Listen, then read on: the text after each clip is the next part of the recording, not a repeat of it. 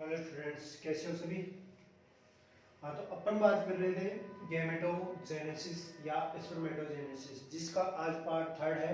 तो part third में जब अपन पार्ट सेकंड पढ़ रहे थे या जो लास्ट क्लास थी उसमें बात किए थे अपन स्पर्मियोजेनेसिस या स्पर्मेटोजेनेसिस, जो स्पर्मेटोजेनेसिस की सेकंड या बी स्टेप थी, जिसमें अपन ने देखा कि किस प्रकार से स्पर्मेटोजेनेसिस के अंदर हेड, मिडल, पीस और टेल का फॉर्मेशन होता है। स्पर्मेटिड्स जो गोलाकार आकृति में जो स्पर्म होता है, इनकी जो सेकेंडरी स्पर्मेटोसाइट्स था उसमें मियोसिस माइटोसिस के दौरान स्पर्मेटिड्स का फॉर्मेशन हुआ और स्पर्मेटिड्स में स्पर्मियोजेनेसिस के दौरान स्पर्म का फॉर्मेशन हुआ। तो इसके अंदर जो कुछ कंट्रोल करने वाले फैक्टर्स होते हैं, जैसे कि आदिम प्रकार की जो लोअर फाइलम में, जिनके अंदर इनवर्टिब्रेट अपन जैसे कहे, तो उनके अंदर जो स्पर्म का जो निर्माण होता है वो वातावरण या एनवायरमेंटल फैक्टर उनको कंट्रोल करते हैं। वातावरण ऋतुओं के बेस पे उनमें क्या होता है, स्पर्म या ओवम का फॉर्मेशन होता है। लेकिन अपन हायर या वर्टिब्रेट एनिमल्स की बात करते हैं, तो वर्टिब्रेट एनिमल्स के अंदर एक तो एनवायरमेंटल फैक्टर तो काम आते हैं, कुछ उसके हार्मोनल या पीयूष ग्लैंड भी उसमें काम में भाग लेती है। किसमें? स्पर्मेटोजेनेसिस के अंदर कुछ अपन जो पीयूष ग्लैंड होती है वो भी भाग लेती है। तो अपन कह सकते हैं कि जो वर्टिब्रेट एनिमल है,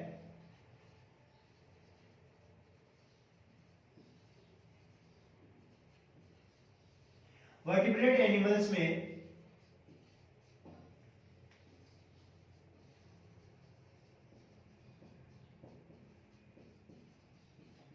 स्पर्म का निर्माण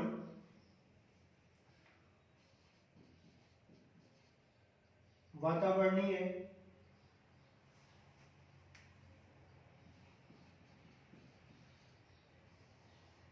एनवायरमेंटल फैक्टर कारकों के साथ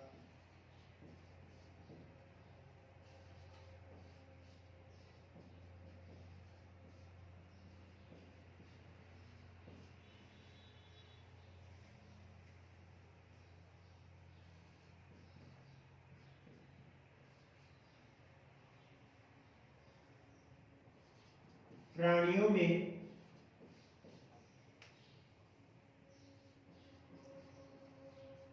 उपस्थित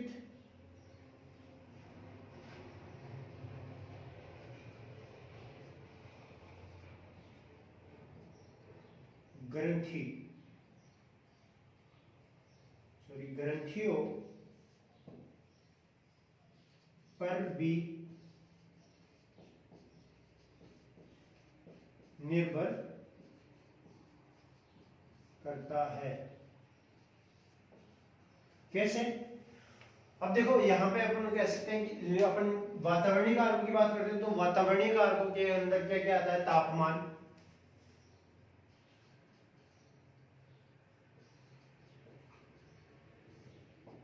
ऋतुएं,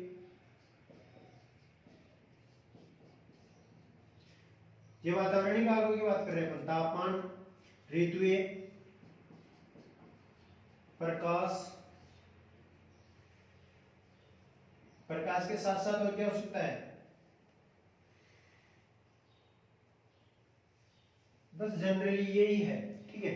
तापमान हुआ, ऋतु की विशेष ऋतु के अंदर भी स्पर्म का निर्माण होता है, प्रकाश, ये सभी क्या होते हैं? फैक्टर होते हैं जो किसको कंट्रोल करते हैं? स्पर्म फॉर्मेशन को कंट्रोल करते हैं, ठीक है। तो अपन वर्टिब्रेट एनिमल्स की बात करें, इनवर्टिब्रेट जो होते हैं उनके अंदर सिर्फ और सिर्फ वातावरणीय कारक आते हैं, उनमें ये ग्रंथियां नहीं होती। अब बात करते हैं अपन ग्रंथियों की, ठीक है। ये तो वातावरणीय कारकों में तो क्या गया? तापमान, ऋतु, प्रकाश हो गया। अब बात करते हैं ग्रंथियों के अंदर या ग्लैंड्स, तो ग्लैंड्स के अंदर क्या हो गया? गोनाइडियल हार्मोन्स,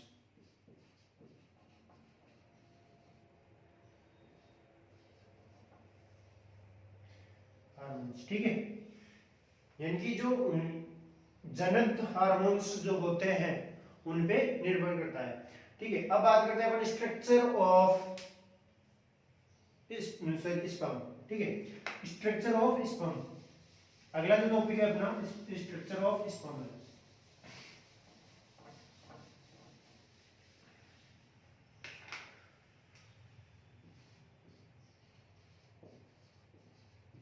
स्ट्रक्चर ऑफ स्पर्म, तो अभी अपन ने देखा था, जो लास्ट क्लास थी उसमें देखा था अपन ने कि किस प्रकार से स्पर्मियोजेनेसिस के अंदर स्पर्म का निर्माण होता है और कितने भागों में बटा होता है, 3 भागों में बटा हुआ होता है। 3 भागों में जो पहला भाग था वो था हेड, सेकंड भाग मिडल पीस और थर्ड पार्ट टेल। तो अपन बात करते हैं इसके सिर की या हेड की। हेड में अपन ने देखा था, या अपन जब स्ट्रक्चर पढ़ रहे, जब इसका फॉर्मेशन या निर्माण पढ़ रहे थे तब देखा था कि इसके अंदर 2 स्ट्रक्चर पाई जाती है। कौन कौन सी पाई जाती है? एक तो एक्रोसोम और एक न्यूक्लियस। एक अपन बात करते हैं न्यूक्लियस की। तो न्यूक्लियस के अंदर जेनेटिक इंफॉर्मेशन के साथ क्या होता है? डीएनए, और एक होती है स्टोन प्रोटीन। स्टोन प्रोटीन, ये 2 पार्ट इसके न्यूक्लियस में पाया जाता है। एक तो डीएनए पाया जाता है और एक स्टोन प्रोटीन पाया जाता है। डीएनए जो होता है ये आनुवांशिक कूट रखता है, ठीक है, आनुवांशिक कूट। और एक तो क्रोमोसोम्स, हैप्लॉइड क्रोमोसोम्स किसको अवेलेबल करवाता है? गैमेट्स को, फीमेल गैमेट्स को, और साथ में जेनेटिक इंफॉर्मेशन का भी यहाँ पे ट्रांसफर करने का काम करता है। ठीक है, अब बात करते हैं अपन हिस्टोन प्रोटीन की। तो हिस्टोन प्रोटीन क्या काम करती है इसमें? हिस्टोन प्रोटीन की जो प्रकृति होती है वो सारी होती है। कैसी होती है? सारी प्रकृति होती है, जो इस डीएनए को जब एक्रोसोम के दौरान उसमें पाए जाने वाले एसिडिक एंजाइम जब एग के परिधि को, एग की जो मेम्ब्रेन होती है उसको डैमेज करके डीएनए को कहाँ प्रोड्यूस करते हैं? एग के अंदर। ठीक है, तो उस वक्त ये स्टोन प्रोटीन उसको सारी माध्यम अवेलेबल करवाती है। ठीक है, अब बात करते हैं अपन इसके, हाँ, इसमें देखो न्यूक्लियस के अंदर जो क्या काम करता है, ये पहला काम तो क्या करता है? जीन विन में या क्रोमोसोम्स को ट्रांसफर करने का काम करती है। इसके साथ ही दूसरा ये आनुवांशिक गुणों को मिक्सअप करने का काम करती है। 2 काम, एक तो देखो पहला काम तो क्या है इसका?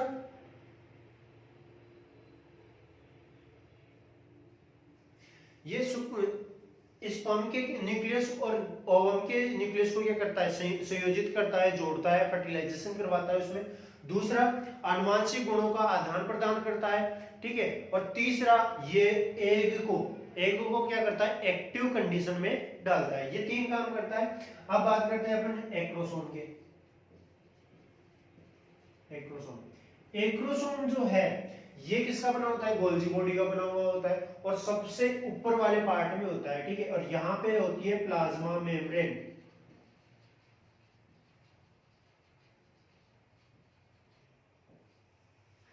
इस प्लाज्मा मेम्ब्रेन में भी एक स्पेसिफिक अम्लीय प्रकार की प्रोटीन पाई जाती है, जो क्या करती है? एग के अंदर फर्टिलाइजर प्रोटीन को पहचान कर उसके वहां पे उसको भेद कर उसकी जो कवर होती है, जो ऊपर की सबसे ऊपर की जो मेम्ब्रेन होती है उसको क्या करती है? भेदने का काम करती है। इसके अंदर एक एसिटिक प्रोटीन पाई जाती है, एसिटिक प्रोटीन, जो एग के अंदर फर्टिलाइजर प्रोटीन को पहचान कर उसको भेदने का काम करती है। ठीक है, अब बात करते हैं अपन एक्रोसोम। एक्रोसोम के अंदर अनेक प्रकार के एंजाइम्स पाए जाते हैं। वो कौन कौन से हैं? देखो, जो एंजाइम्स पाए जाते हैं, लाइटिक एंजाइम जो है, लाइटिक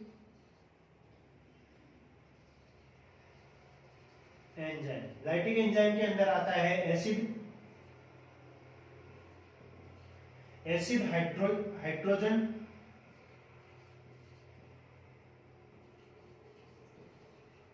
एक होता है एसिड फॉस्फेट,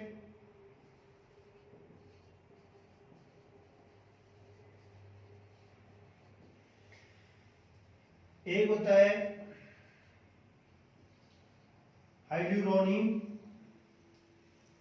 हाइड्यूरोनिडेज, हाइल्यूरोनिडेज एंजाइम पाया जाता है, एक एक्रोसोमी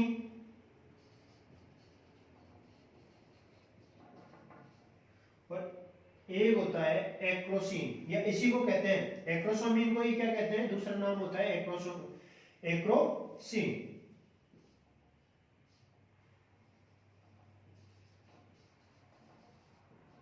एक्रोसीन ये एंजाइम्स पाए जाते हैं, और ये एंजाइम सभी एंजाइम जो काम करते हैं वो क्या काम करते हैं, एग को अपघटित, एग की जो मेम्ब्रेन होती है उसको अपघटित करने का काम करते हैं। अब देखो ये जो एक्रोसोम है और ये जो न्यूक्लियस के बीच में एक मेम्ब्रेन पाई जाती है जिसको कहते हैं परफोटोनियम, परफोटियम, ठीक है। यहां पे एक मेम्ब्रेन पाई जाती है जो कहलाती है, उस मेम्ब्रेन का नाम है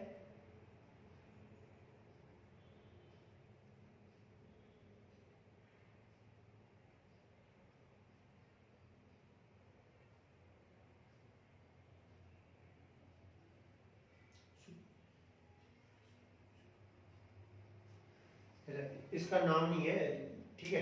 ये जो ये प्लाज्मा मेम्ब्रेन होती है ये एक्रोसोम के ऊपर, इसी के बारे में बता रखा था, इसके ऊपर पाई जाती है, जिसके अंदर एक कम अणुभार वाली प्रोटीन पाई जाती है जो एसिटिक प्रोटीन होती है, और ये क्या काम करती है, फर्टिलाइजर, एग के फर्टिलाइजर पार्ट को ढूंढकर ठीक उसको उसके साथ अपघटित, उसको अपघटित करती है और वहां पे एक छिद्र बनाती है जिसके अंदर एक्रोसोम अपने लाइटिक एंजाइम डालकर उसके अंदर के जो पार्ट होते हैं एग के जो मेम्ब्रेन होती है उनको डिकम्पोज करता है, उनको हटाता है और न्यूक्लियस को उसमें डालता है। अब बात करते हैं अपन मिडिल पीस, ठीक है। अगला जो पार्ट आता है मिडिल पीस।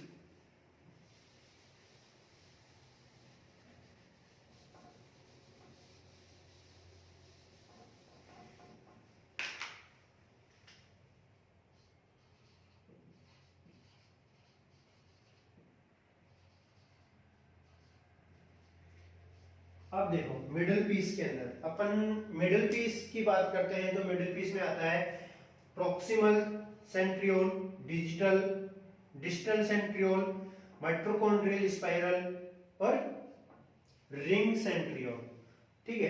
तो यहाँ पे देखो एक मैंने वो लिखा है मैनसेट। मैनसेट जो होता है वो कहाँ होता है, इसके माइटोकॉन्ड्रियल और प्लाज्मा मेम्ब्रेन के बीच में एक मेम्ब्रेन पाई जाती है जिसको मैनसेट के नाम से जाना जाता है। यहाँ तक क्लियर।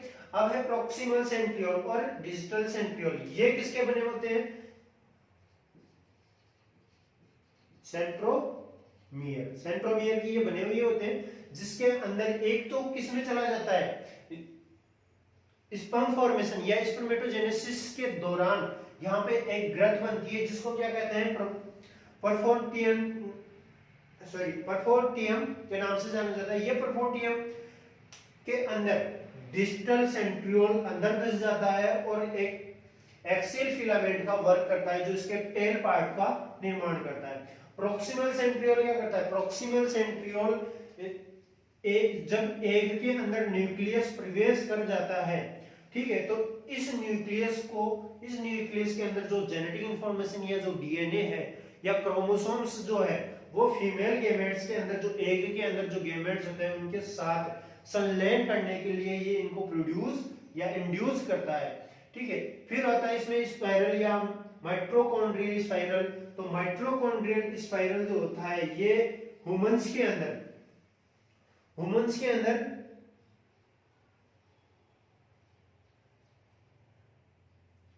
सर्पिलाकार आकृति में पाया जाता है, ठीक है। इसको जो ये सर्पिलाकार आकृति एक कुंडलित पार्ट में पाया जाता है, ठीक है। इसीलिए इसको नेनचैट के नाम से भी जाना जाता है। इसका जो अलग नेम है वो है नेकबेन या नेबेनकन, नेबेनकन के नाम से जाना जाता है, ठीक है। ये सिर्फ और सिर्फ स्तनियों के स्पर्म में ही पाया जाता है, ठीक है। इसलिए इसको नेबेनकन नाम से जाना जाता है। और जो अलग अलग एनिमल्स या स्पीसीज है उनके अंदर ये एक पिंड के आकार में माइटोकॉन्ड्रियल स्पाइरल पाया जाता है। अब कई एनिमल्स ऐसे होते हैं जिनके अंदर जो मिडल पीस और टेल होती है उसके पार्ट में एक स्पष्ट भाग होता है जो कहलाता है रिंग सेंट्रियोल कहलाता है। अगली आती है इसकी टेल। तो टेल जो होती है वो किसकी बनी हुई होती है? सेंट्रियोल के डिस्टल सेंट्रोमियर से बनी होती है। सेंट्रोमियर के डिस्टल सेंट्रियोल की बनी हुई होती है जो इसको गति करवाते वक्त किसको स्पर्म को गति करने में सहायक होती है। ये मूवमेंट करता है, मूवमेंट करने से इसमें तीव्र कंपन होता है जिसके कारण ये आगे की तरफ गति करता है। माइटोकॉन्ड्रियल स्पाइरल का जो मेन वर्क होता है वो स्पर्म को क्या गति करवाने में एनर्जी या ऊर्जा अवेलेबल करवाता है। यहां तक हो गया इसका स्ट्रक्चर ऑफ स्पर्म। अब आगे बात करते हैं अपन शुक्राणुओं की। इनके कुछ रोचक बातें होती है, ठीक है, जैसे स्पर्म की जो खासियत या सिग्निफिकेंस ऑफ, या अपन कह सकते हैं कि कुछ स्पेशल बातें जो है वो है सामान्यतः शुक्राणु पूंछ युक्त होते हैं, यानी कि अपन कह सकते हैं कि कोई भी शुक्राणु किसी गोलाकार आकृति में ये बिना टेल के नहीं होगा, ठीक है। जैसे कि अपन बात करते हैं कि अपने जो स्पर्म का जो हेड होता है वो अलग अलग होता है, अलग अलग स्पीशीज में अलग अलग होता है। जैसे कि ह्यूमंस की बात करते हैं तो कैसा होता है? स्पून आकृति का होता है, चम्मच के आकार का होता है, ठीक है। ऐसे ही अपन बात करते हैं रेड के अंदर, तो रेड के अंदर हुक के आकार का होगा, ठीक है। अपन बात करते हैं उपास्तिल मछली, उपास्तिल मछलियों के अंदर जो होगा वो होगा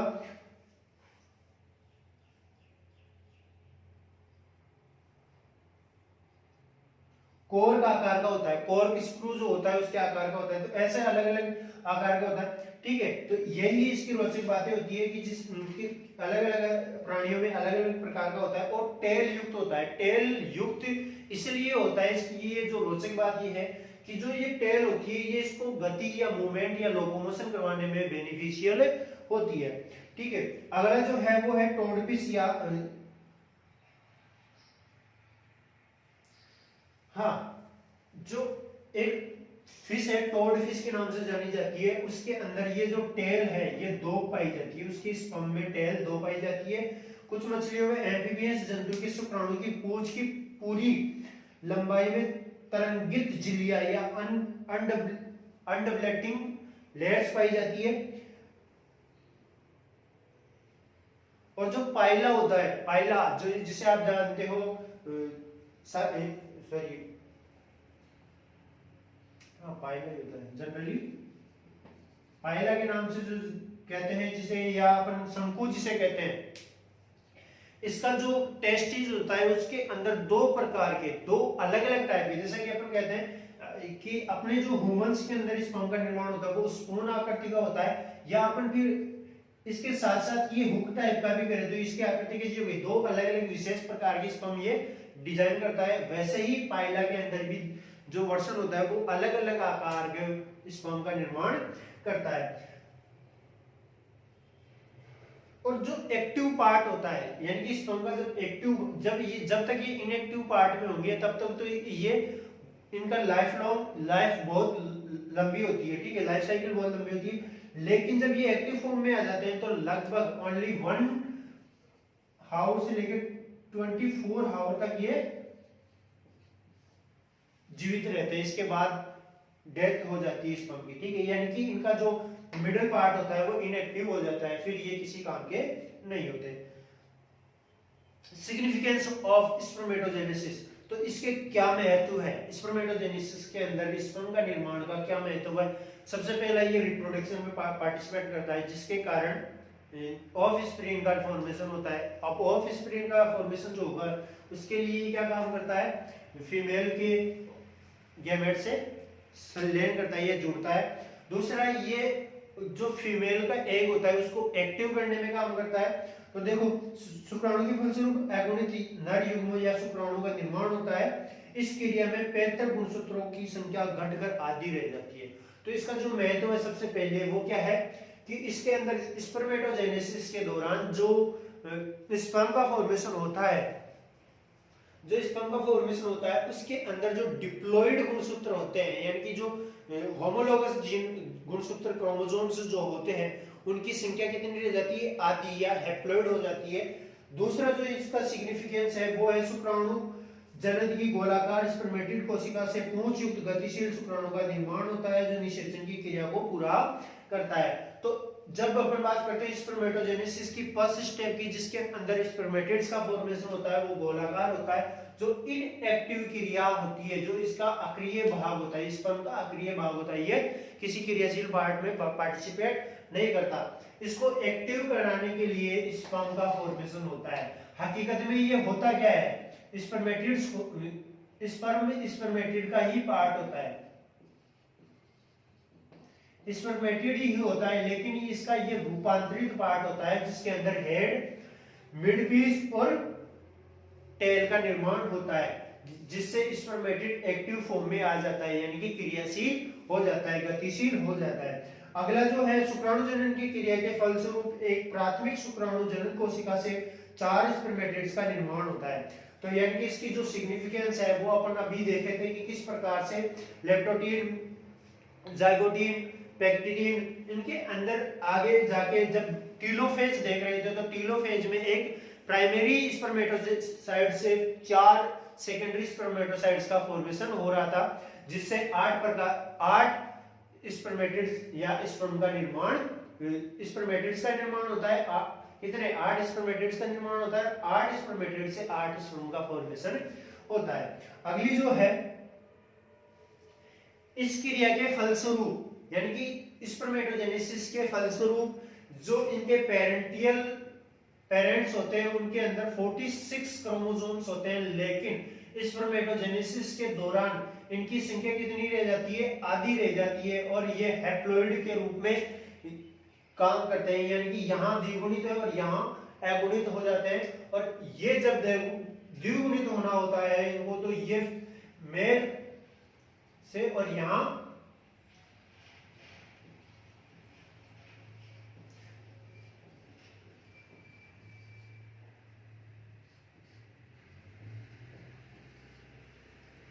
तो इस प्रकार से स्पर्मेटोजेनेसिस के अंदर होने वाले हैप्लॉइड विभाजन से या अर्धसूत्रीय विभाजन से हैप्लॉइड हो जाती है, जिसके कारण इनकी गुणसूत्रों की संख्या आधी रह जाती है और आधी गुणसूत्रों की संख्या फीमेल से आती है। इस प्रकार से नई बनने वाली संतति में मादा और नर दोनों की गुणसूत्रों की संख्या मिलाकर 46 हो जाती है, जिससे इनकी संख्या सेम बनी रहती है, यानी कि आने वाली जनरेशन में इनकी संख्या कितनी बनी रहती है, पेरेंटियल क्रोमोसोम्स नंबर के अनुसार ही इनकी संख्या बनी हुई रहती है।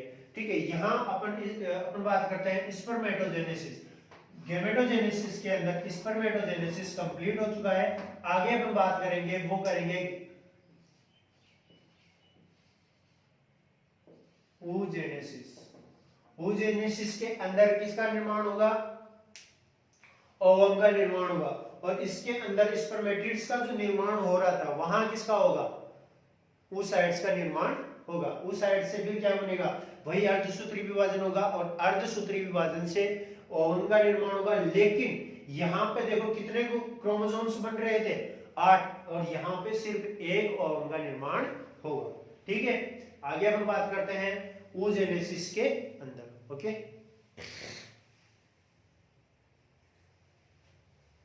तो अपन बात करते हैं oogenesis।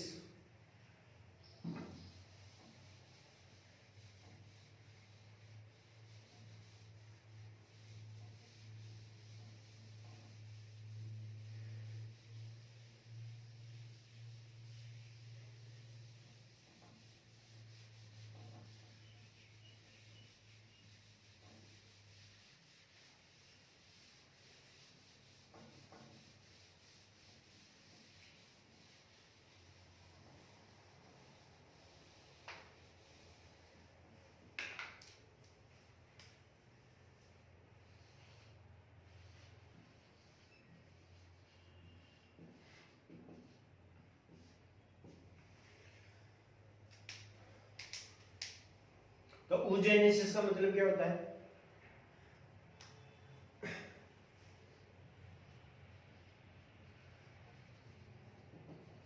Formation of female gamete is called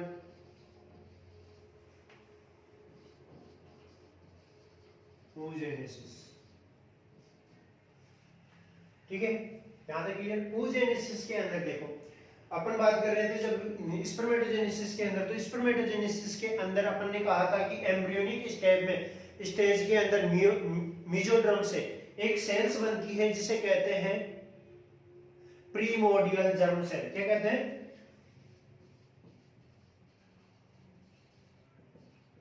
primordial germ cell.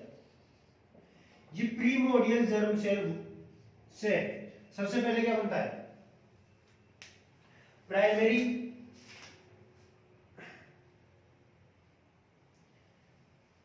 Primordial germ cell से उगोनिया बनता है। यहां पे उगोनिया का निर्माण होता है और उगोनिया में सबसूत्री विभाजन होने से यहां बनती है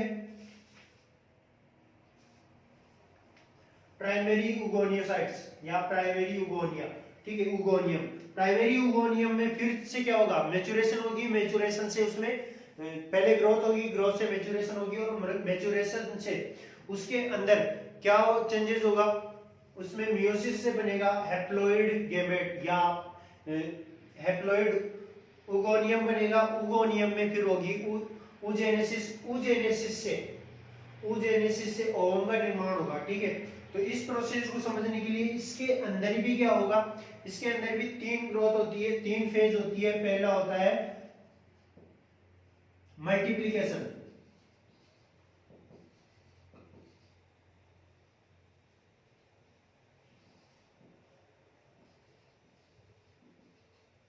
सेकंड होगी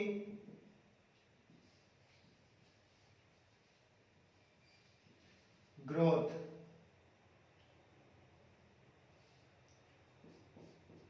और थर्ड स्टेप कौन सी होगी?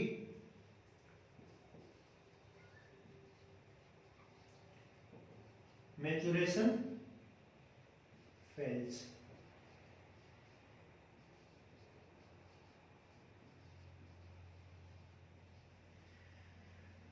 तो देखो, स्पर्मेटोजेनेसिस के अंदर मल्टीप्लिकेशन फेज के अंदर क्या हो रहा था? कोशिकाओं का मल्टीप्लिकेशन हो रहा था। कैसे? कोशिकाओं की संख्या बढ़ रही थी। किस प्रकार से? प्रीमोर्डियल जर्म सेल किसमें बदल रही थी? स्पर्मेटोगोनिया के अंदर, और स्पर्मेटोगोनिया माइटोसिस शो करके किसमें चेंजेस हो रहा था? प्राइमरी स्पर्मेटोसाइट्स के अंदर। फिर प्राइमरी स्पर्मेटोसाइट्स के अंदर क्या हो रही थी? ग्रोथ। ग्रोथ से फिर उसके अंदर मैच्योरेशन स्टेज में पहुंचता है कौन सा? प्राइमरी स्पर्मेटोसाइट्स, और वहां पे होता है उसमें मियोसिस, और मियोसिस से बनता है सेकेंडरी स्पर्मेटोसाइट्स, और सेकेंडरी स्पर्मेटोसाइट्स माइटोसिस शो करते हुए किसमें पहुंच जाता है? स्पर्मेटिड्स का निर्माण करता है, और स्पर्मेटिड्स स्पर्मियोजेनेसिस शो करते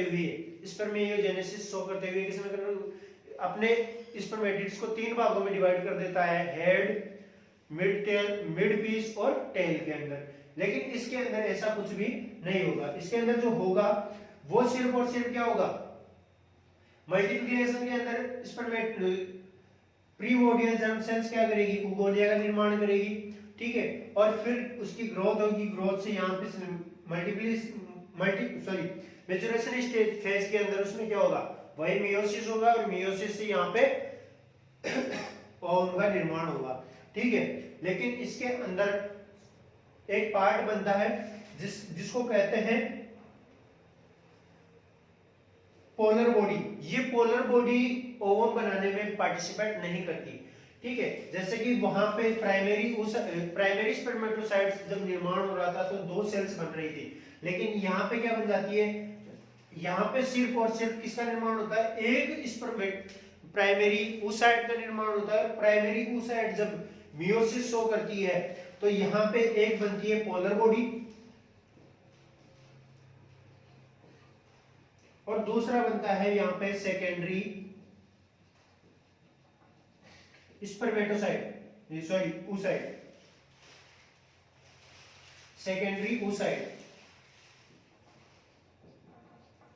ठीक है। सेकेंडरी oocyte फिर से मियोसिस शो करता है जिसके अंदर सेकंड पोलर बॉडी बनती है। यहाँ पे तो क्या होता है, जब प्राइमरी oocyte होता है उसमें जब मियोसिस होता है तो एक तो बनती है सेकेंडरी oocyte और एक बनती है पोलर बॉडी। ठीक है, जब सेकेंडरी oocyte के अंदर डेवलपमेंट होगा तो क्या बनेगा, यहाँ पे एक तो बनेगा ओवम या जिसे कह सकते हैं एग, और एक बनेगा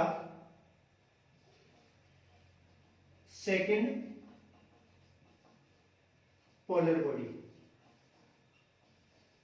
ठीक है, तो इस प्रकार के इसमें डिफरेंसेस पाया जाता है, यानी कि अपन जब उसमें स्पर्मेटिड्स का जो फॉर्मेशन हो रहा था वह उसी स्टेज में यहाँ पे किसका फॉर्मेशन हो जाता है, ओवम का फॉर्मेशन हो जाता है। इसके अलावा इसमें कोई डिफरेंट अलग स्टेज नहीं पाई जाती। जैसे कि वहां पे स्पर्मियोजेनेसिस हो रहा था तो यहाँ पे oogenesis की फर्स्ट स्टेप जिसके अंदर प्रीमोर्डियल जर्म सेल किसमें बनती है, उगोनिया में। उगोनिया से प्राइमरी oocyte बनता है, प्राइमरी oocyte से सेकेंडरी oocyte और सेकेंडरी oocyte से एग का निर्माण होता है। ठीक है, अब एग का निर्माण हो जाने के बाद ये किसी प्रकार से परिवर्तित नहीं होता है, इसी फेज में इसका ये रिप्रोडक्शन में भाग लेता है। तो यहाँ पे जो इसका पाथवे होगा वो इस टाइप से होगा।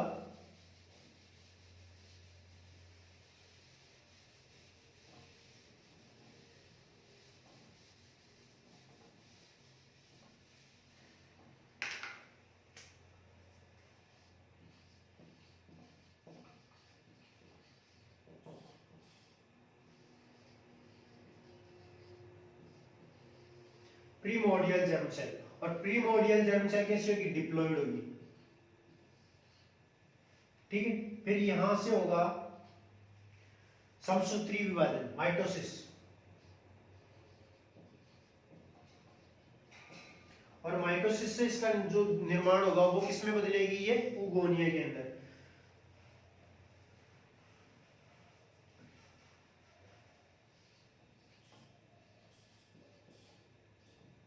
और ये भी कैसी होगी, डिप्लॉइड होगी, जिसको मात्र या अंडमात्रक कोशिका भी कहते हैं। इसको क्या कहते हैं, अंडमात्रक कोशिका के नाम से भी जाना जाता है। फिर इसमें क्या होगा, माइटोसिस, और माइटोसिस से क्या होगा,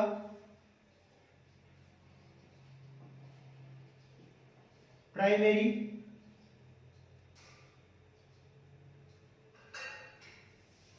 यहां पे दो प्रकार की सेल्स बनती है,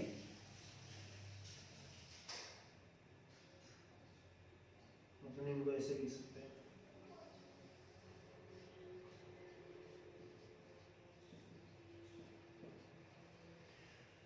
प्राइमरी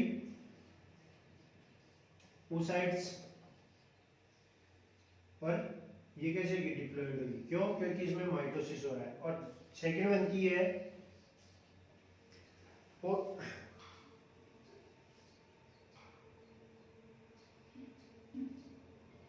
पोषक पुट्टिका। क्या बनती है, पोषक पुट्टिका।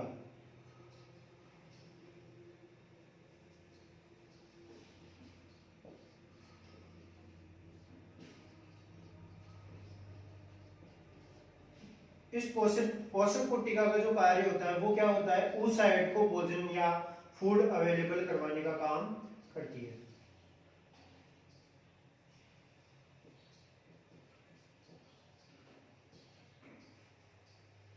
न्यूट्रिशन सही रहेगा यहाँ पे।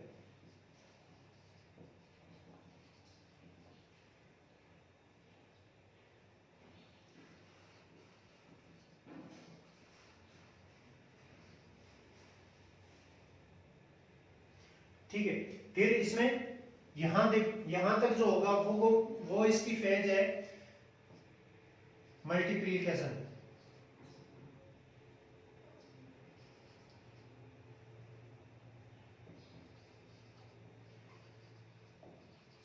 ठीक है, यहां से सेकंड स्टेज जो होगी वो होगी इसकी ग्रोथ। ग्रोथ में ये किसमें इसका आकार क्या हो जाएगा, डबल हो जाएगा, और डबल आकार हो जाने के बाद इसमें जो अगली स्टेज आएगी वो क्या होगी, मियोसिस शो करेगा ये। ठीक है, और मियोसिस के अंदर दो सेल्स बनेगी,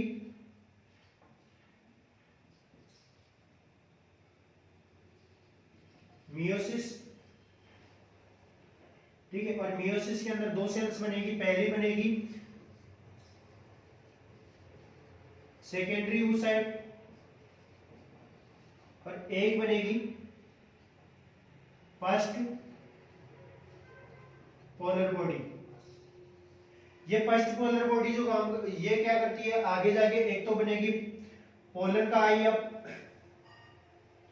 ये भी क्या करती है, डेवलप माइटोसिस करती है और माइटोसिस करके पोलर का या पोलर बॉडी, दो पोलर बॉडी बनाती है जो विलुप्त हो जाती है आगे जाके, पोलर बॉडी और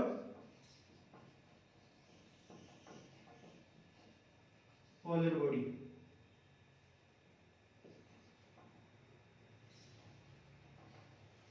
और यहां पे कब, जब ये सेकेंडरी oocyte माइटोसिस शो करता है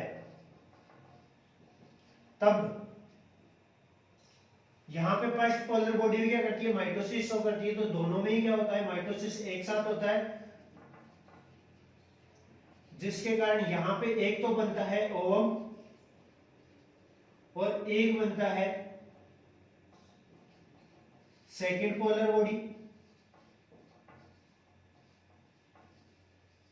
जो धीरे धीरे विलुप्त हो जाते हैं ये तो, ठीक है। और यहाँ ओवम किसमें पार्टिसिपेट करता है, फर्टिलाइजेशन में पार्टिसिपेट करता है। इस प्रकार से यहाँ पे जब अपन बात करते हैं oogenesis के अंदर, तो oogenesis के अंदर एक प्रीमोडियल जर्म सेल से एक ओवम का निर्माण होता है, ठीक है। जबकि स्पर्मेटोजेनेसिस के अंदर प्रीमोडियल जर्म सेल्स में स्पर्मेटोसाइट्स में पार्टिसिपेट करने वाली प्राइमरी स्पर्मेटोसाइट से 8 स्पर्म बन रहे थे, जबकि यहाँ पे प्राइमरी oocyte से सिर्फ और सिर्फ एक ओवम का निर्माण होता है, ठीक है। और जब रिप्रोडक्शन में शो करती है तो एक समय में एक ओवरीज द्वारा एक एग प्रोड्यूस किया जाता है, ठीक है। मेस्टर साइकिल के दौरान जब अगले टाइम एग प्रोड्यूस किया जाता है, वो किसके द्वारा किया जाता है, सिर्फ और सिर्फ या तो लेफ्ट ओवरीज एग प्रोड्यूस करेगी या राइट, ठीक है। दोनों एक साथ कभी भी एग प्रोड्यूस नहीं करती है, ठीक है। तो यहां अपना oogenesis कंप्लीट हो चुका है। अब बात करते हैं ये पार्टिसिपेट कैसे करते हैं, या इनकी गुणन अवस्था क्या होती है, और गुणन अवस्था में किस प्रकार से मियोसिस शो करता है, और मियोसिस में किस प्रकार से पोलर बॉडी बनती है, पोलर बॉडी क्या काम करती है, और प्राइमरी oocytes क्या काम करेगा, वो अपन नेक्स्ट क्लास में पढ़ेंगे, ठीक है।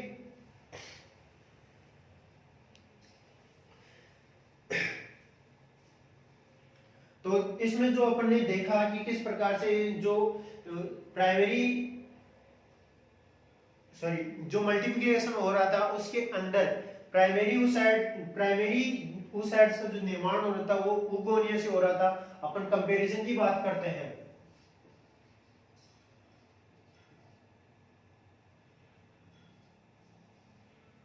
कंपैरिजन ऑफ या कंपेयर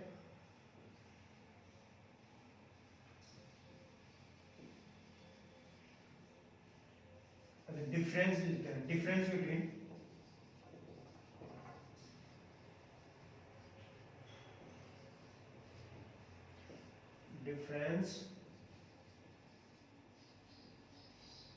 between spermatogenesis and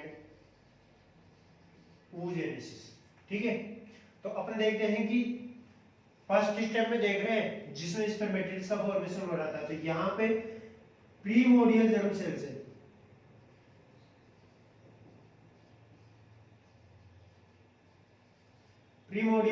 से स्पर्मेटोजेनेसिस में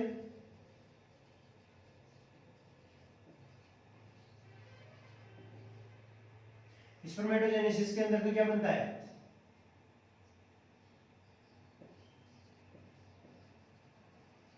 स्पर्मेटोगोनिया, और यहां पे oogonia। फिर इसमें क्या होता है, माइटोसिस, और यहाँ पे भी क्या होता है, माइटोसिस बनता है यहाँ पे।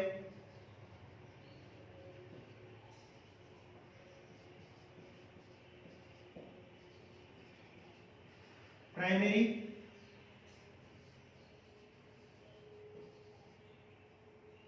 स्पर्मेटोसाइट्स,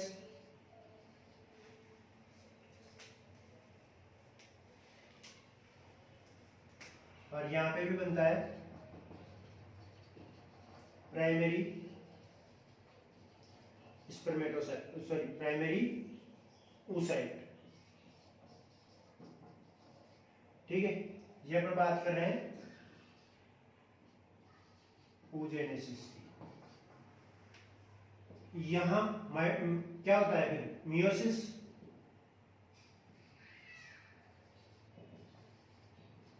और यहां बनती है secondary, 2 secondary spermatocyte.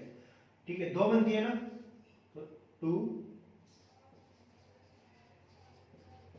Secondary spermatocyte. जबकि यहां पे oogonia से भी क्या बनता है, oogonia से भी यहां पे एक तो बनती है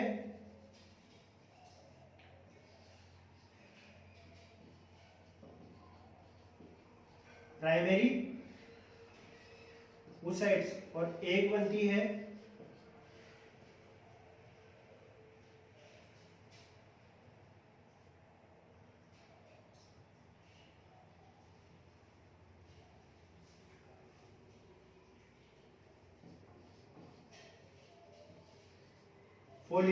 फॉलिकुलर सेल, जो क्या करती है, इन oocytes को फूड अवेलेबल करवाने का काम करती है। ठीक है, फिर यहां से इसमें होता है मैच्योरेशन स्टेज के दौरान, अपन ग्रोथ की बात नहीं कर रहे, ग्रोथ यानी कि अपन यहाँ पे ये पढ़ रहे हैं कि इसमें ग्रोथ हो चुका है। ठीक है, और इसमें भी ग्रोथ हो चुका है, उसके बाद में इसमें हो रहा है मियोसिस। और यहाँ देखो किसमें, इसमें तो कितने बन रहे हैं, 2 सेकेंडरी स्पर्मेटोसाइट्स बन रहे हैं, लेकिन यहाँ पे एक तो बनती है 1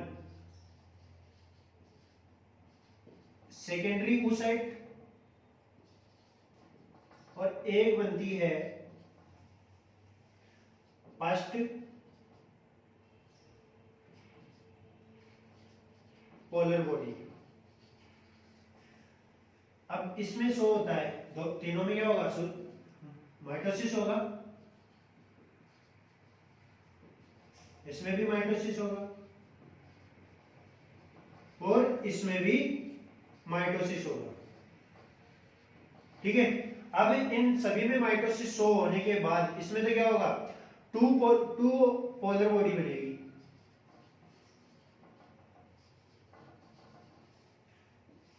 जो डिस्ट्रॉय हो जाएगी। ठीक है, वो क्या हो जाएगी, डिस्ट्रॉय हो जाएगी। जबकि यहां पे कितनी बनती है, यहां 2 सेकेंडरी स्पर्मेटोसाइट से 4 स्पर्मेटिड्स का निर्माण होगा। और यहां देखो सेकेंडरी oocytes के अंदर फिर से क्या होगा, एक तो सेकेंडरी पोलर बॉडी बनेगी,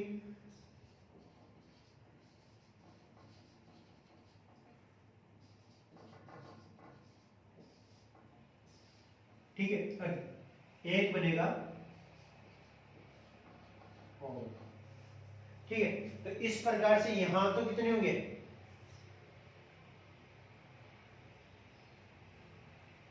यहां तो 2 प्राइमरी स्पर्मेटोसाइट्स का निर्माण होगा माइटोसिस के दौरान, और यहां 4 सेकेंडरी स्पर्मेटोसाइट्स बनेगी, और इससे चारों से कितने बनेंगे, 8 स्पर्मेटिड्स का निर्माण होगा। ठीक है, कैसे समझ में आया, यहाँ पे प्रीमोडियल जर्म सेल्स क्या बनाएगी, एक प्रीमोडियल जर्म सेल्स बनाएगी स्पर्मेटोजेनेसिस, सॉरी स्पर्मेटोगोनिया। अब एक स्पर्मेटोगोनिया में जब माइटोसिस होगा तो उससे 2 सेल्स बनेगी, क्या बनेगी, 2 सेल्स बनेगी, किसकी, प्राइमरी स्पर्मेटोसाइट से। अब दोनों एक प्राइमरी स्पर्मेटोसाइट 2 सेकेंडरी स्पर्मेटोसाइट्स का निर्माण करती है, तो 2 प्राइमरी स्पर्मेटोसाइट्स 4 सेकेंडरी स्पर्मेटोसाइट्स का निर्माण करेगी। फिर यहाँ से माइटोसिस होगा जिससे 8 स्पर्मेटिड्स का निर्माण होगा, जबकि यहाँ पे एक oogonia से एक प्राइमरी oocyte बनती है और एक फोलिकुलर सेल बनती है। अब फोलिकुलर सेल तो क्या करती है, फूड अवेलेबल करवाने का काम करती है, किसको, प्राइमरी oocytes को या उनको, ठीक है। अब अगली जो सेल होगी प्राइमरी oocytes के अंदर मियोसिस होगा, तो मियोसिस से 2 सेल बननी चाहिए, लेकिन वहां से क्या होगा, वही एक सेल बनती है और एक बनती है फर्स्ट पोलर बॉडी, जो माइटोसिस के दौरान 2 पोलर बॉडी बनाएगी जो डिस्ट्रॉय हो जाएगी, विलुप्त हो जाएगी। और यहाँ पे सेकेंडरी पर यहाँ पे एक बनेगा सेकेंडरी oocytes, और एक सेकेंडरी oocyte में जब माइटोसिस होगा तो 2 ओवम बनने चाहिए, लेकिन यहाँ पे भी क्या होता है, एक पोलर बॉडी बन जाती है और एक ओवम का निर्माण होता है। इसलिए यहाँ पे एक oogonia से सिर्फ एक ओवम बनता है, जबकि यहाँ पे एक स्पर्मेटोगोनिया से 8 स्पर्म का निर्माण होता है। यहाँ तक क्लियर है। अब जो इनके बारे में आगे पढ़ेंगे वो नेक्स्ट क्लास में ही पढ़ेंगे, ठीक।